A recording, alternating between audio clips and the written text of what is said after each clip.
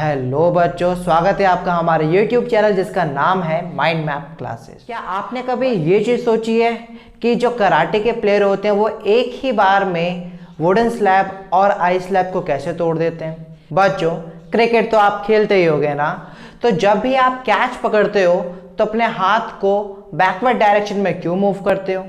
बच्चों, इन्हीं क्वेश्चन के लिए आज हम स्टार्ट करें 9th क्लास की फिजिक्स का सेकेंड चैप्टर जिसका नाम है force and laws of motion का part 3।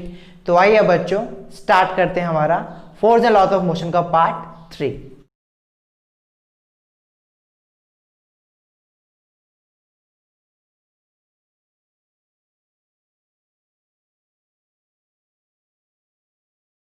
Force and laws of motion के पार्ट सेकेंड में हमने ये सीखा था कि अगर ऑब्जेक्ट का मास ज्यादा है, ऑब्जेक्ट को मूव करवाने के लिए हमें ज्यादा अनबैलेंस फोर्स यूज करना पड़ेगा।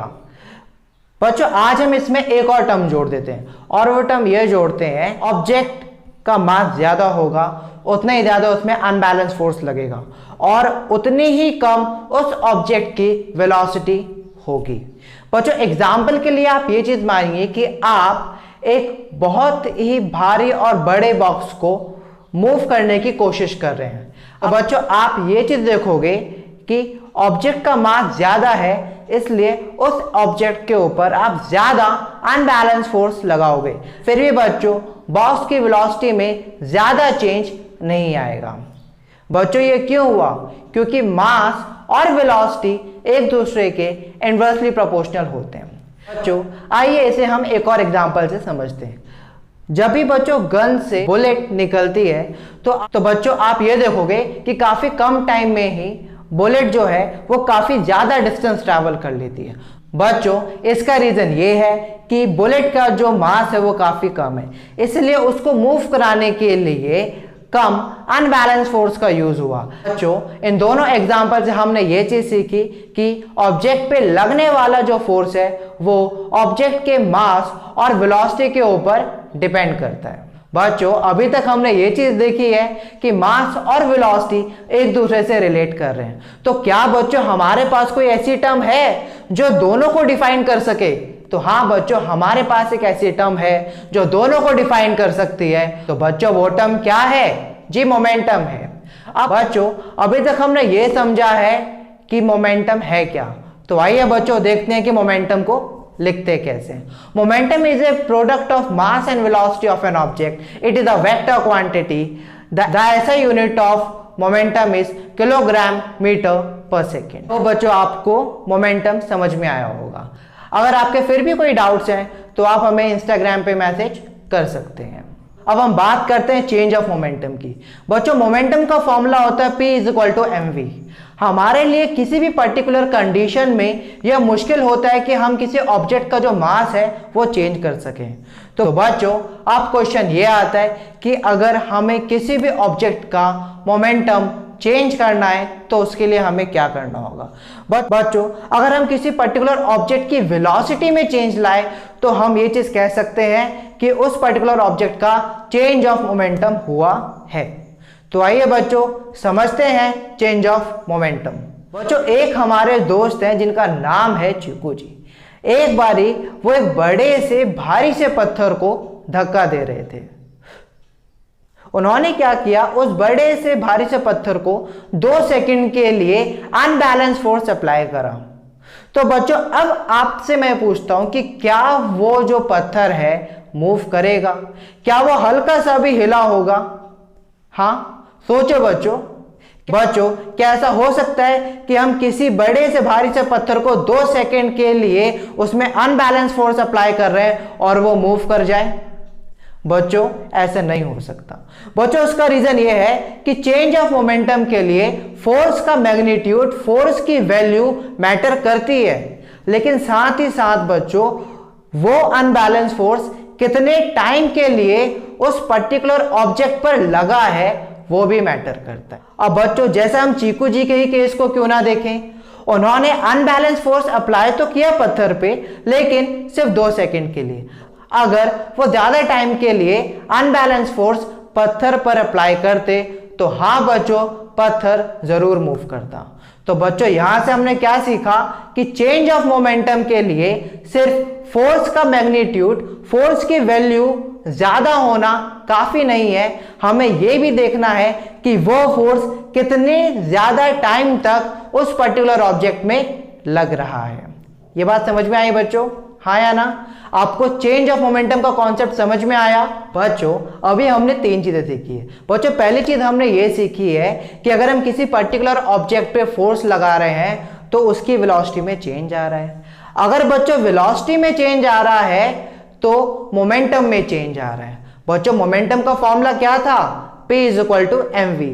यहां पे v बच्चों वेलोसिटी है, इसलिए बच्चों वेलोसिटी में चेंज आ रहा है तो मोमेंटम में चेंज आ रहा है। बच्चों थर्ड एंड मोस्ट इंपॉर्टेंट बात हमने ये चीज सीखी कि अगर अनबैलेंस फोर्स से वेलोसिटी में चेंज आ रहा है और वेलोसिटी से मोमेंटम में चेंज आ रहा है तो बच्चों अनबैलेंस फोर्स से मोमेंटम में चेंज आ रहा है या नहीं आ रहा? आ रहा है ना? तो बच्चों हमने ये चीज सीखी है कि अनबैलेंस फोर्स से मोमेंटम में चेंज आ रहा है। और बच्चों यही है आपका Newton second law of motion. बच्चों सेकंड लॉ ऑफ मोशन यही कहता है कि जितना ऑब्जेक्ट के मोमेंटम में चेंज आ रहा है वो डायरेक्टली प्रोपोर्शनल है कि उस पर कितना अनबैलेंस फोर्स यूज हो रहा है।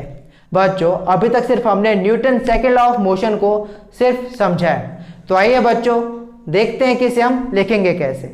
The second law of motion states that the rate of change of momentum of an object is directly proportional to the applied unbalanced force to an object in the direction of force. I hope आपको बच्चों second law of motion समझ में आया होगा। अगर आपके फिर भी कोई डाउट्स हैं तो आप हमें इंस्टाग्राम पे मैसेज कर। बच्चों वीडियो के स्टार्टिंग में आपसे कुछ क्वेश्चन पूछे गए थे और वो क्वेश्चन ये थे कि कैसे हमारे कराटे प्लेयर अपने हाथ से एक ही बार में वुडन ब्लॉक और आइस ब्लॉक को ब्रेक कर देते हैं। बच्चों ऐसा इसलिए होता है क्योंकि जो हमारे कराटे प्लेयर हैं वो वुडन ब्लॉक और आइस ब्लॉक में काफ़ी कम टाइम में ही काफ़ी ज़ोर से उनको हिट करते हैं, जिसकी वजह से काफ़ी कम टाइम में ही उनके हाथों में बहुत ज़्यादा वेलोसिटी आ जाती है और चेंज ऑफ मोमेंटम हो जाता है। और उसी चेंज ऑफ मोमेंटम होने की वजह से जो वुडन ब्लॉक हैं और जो आइस ब्लॉक हैं वो एक ही बार में टूट जाती हैं। बच्चों आपसे एक और क्वेश्चन पूछा गया था और वो क्वेश्चन ये था कि जब भी आप क्रिकेट खेलते हैं और आप कैच पकड़ते हैं तो आप अपने हाथ बैकवर्ड डायरेक्शन में क्यों मूव करते हैं? इसका रीजन है चेंज ऑफ मोमेंटम। तो अब आपके मन में यह क्वेश्चन होगा कि सर यहां पे चेंज ऑफ मोमेंटम कहां यूज हो रहा है? बच्चों बॉल आपकी तरफ तेजी से आ रही है और आपने कैच करी, लेकिन आपने अपने हाथों को बैकवर्ड डायरेक्शन में मूव नहीं करा। तो बच्चों एक्चुअल में क्या हो रहा है? बॉल की स्पीड काफी तेज थी और आपने एकदम से हाथ डाला और बॉल आपके हाथ में आ गई। बच्चों ऐसे में क्या होगा कि बॉल की स्पीड जो है वो सडन जीरो हुई, उसका मोमेंटम है, आप उसको एकदम से खत्म करने की कोशिश कर रहे हो। और अगर बच्चों आप बॉल के मोमेंटम को एकदम से खत्म करने की कोशिश कर रहे हो तो बच्चों आपके हाथों में चोट भी लग सकती है। और इसलिए बच्चों चोट से बचने के लिए हम बॉल के मोमेंटम को एकदम से नहीं, धीरे धीरे धीरे कम करते हैं। और उसी की वजह से जब बॉल हमारे पास आती है कैच के लिए तो पहले हम कैच पकड़ते हैं और फिर धीरे धीरे धीरे उसे हम बैकवर्ड डायरेक्शन में लेके जाते हैं, ताकि बॉल का जो मोमेंटम है वो धीरे धीरे धीरे धीरे जीरो हो जाए और हम इंजर्ड ना हो।